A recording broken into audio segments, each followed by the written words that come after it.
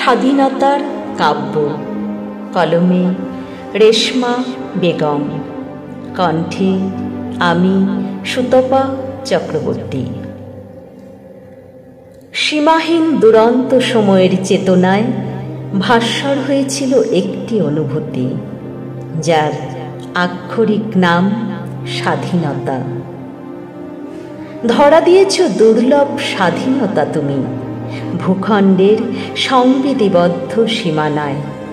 পেরিয়ে গেছি অসমান্তরাল ভঙ্গুর অমীমাংসিত অধ্যায় অনেকটা পথ।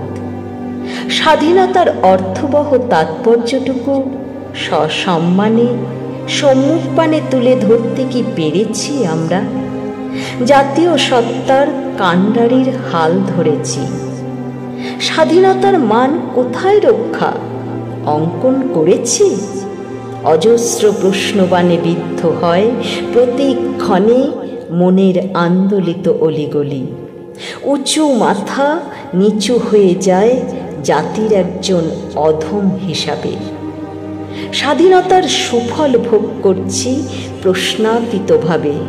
চলার স্বাধীনতা, বলার স্বাধীনতা, মুখে স্বাধীনতার ফুলঝুরি। সত্যি অনুধাবনে স্বাধীনতাকে অদ্যাবধি কোথায় নিয়ে দাঁড় করিয়েছি ভেবেছি কি কখনো? উপলব্ধিতে অনুশোচনা কি আছে এই জাতির বিবেকের দ্বার প্রান্তে?